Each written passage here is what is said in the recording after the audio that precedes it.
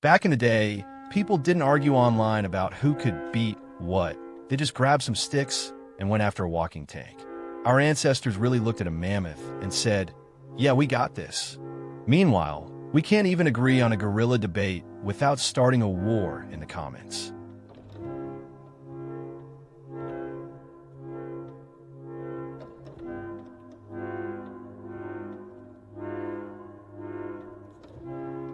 Yeah, some questions make you sit there and stare at the ceiling for a minute. This one really feels like someone just dropped a philosophical grenade and walked away. Take your time, because once it clicks, it really clicks.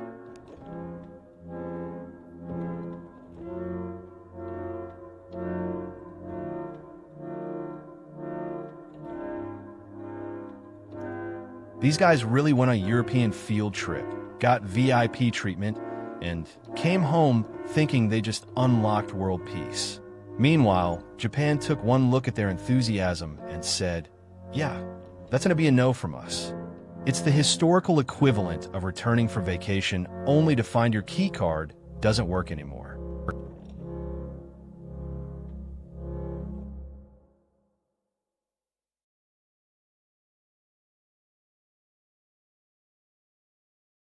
At first you'd swear the painter was trolling with that dramatic pose.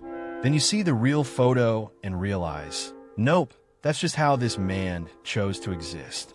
Some people are born with a naturally theatrical sitting style, and he was absolutely one of them.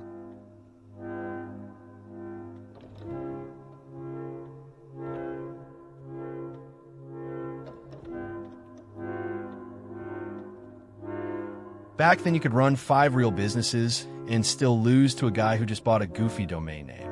Investors were out here handing money to anything with a .com slapped on it. It was truly the golden age of vibes-based economics.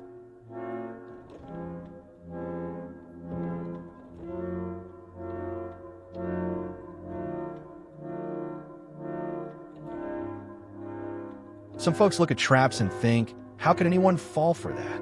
And then history shows up with a reminder that entire armies once chased after the world's most obvious bait.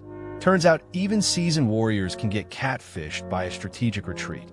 Humans really haven't changed all that much.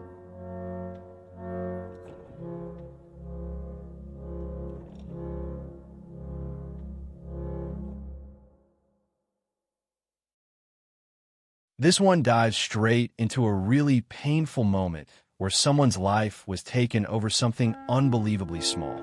It shows how people tried to justify an act that sparked outrage and deepened mistrust. Sometimes history hits hard, and there's nothing funny about it.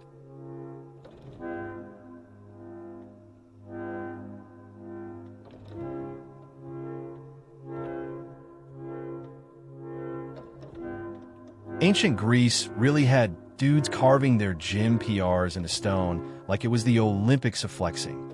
Bybon didn't just lift a rock. He made sure everyone for the next 2,000 years would know about it. His dad cheering him on is just the perfect touch for history's earliest "You're doing great, champ."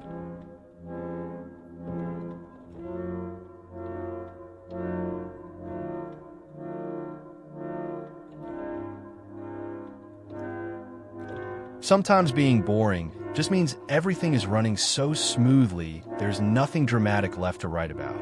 Hongzhi really speed ran good governance, so, well, historians had to call it uneventful. Honestly, achieving peace so perfectly it looks dull, that's peak emperor behavior.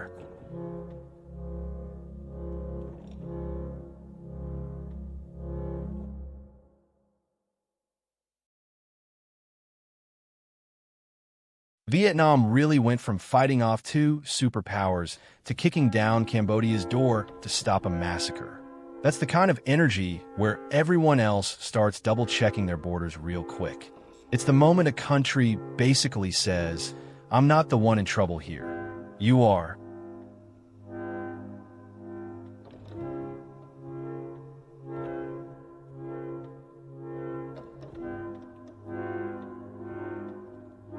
Cartographers really spent years crafting every tiny detail, only for some general to slam a knife into it like it's a dramatic prop. You can almost hear the collective gasp from the map makers in the background. Nothing hurts quite like watching your masterpiece get used as a visual aid for anger issues.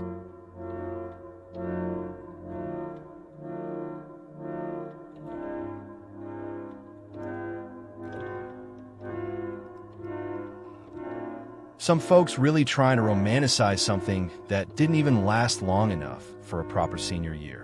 It's wild how the 4-year stretch can get treated like ancient tradition. Sometimes history just needs a gentle reminder of the timeline.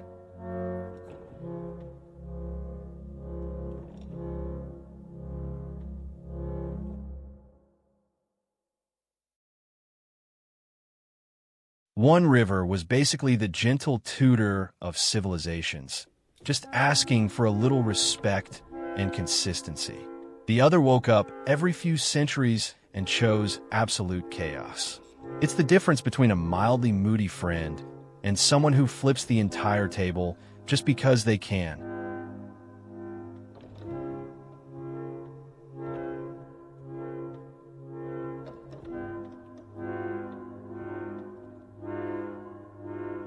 People imagine he'd be overwhelmed by billboards and skyscrapers like some time-traveling tourist. But honestly, the real meltdown would start the moment he saw modern politics. He'd be standing there like, I did not sign up for whatever this is, while everyone else awkwardly looks away.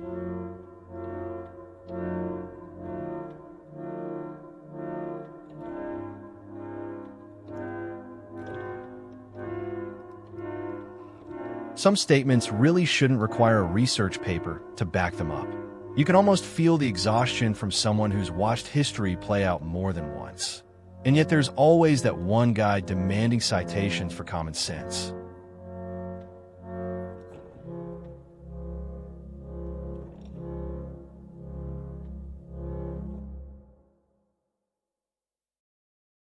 Sometimes the internet produces takes so wildly off target, you don't even know where to start. It's like watching two completely different history books get mashed together in real time. All you can do is stare and wonder how they arrived at that answer with a straight face.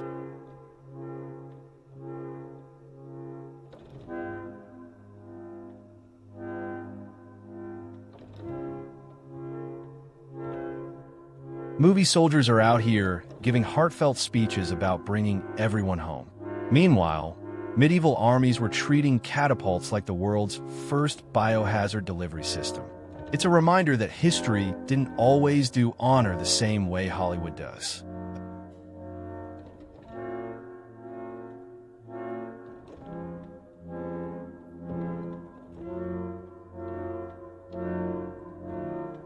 Back then, armies really said, before the chaos begins, let's have Nate absolutely cook on the drums.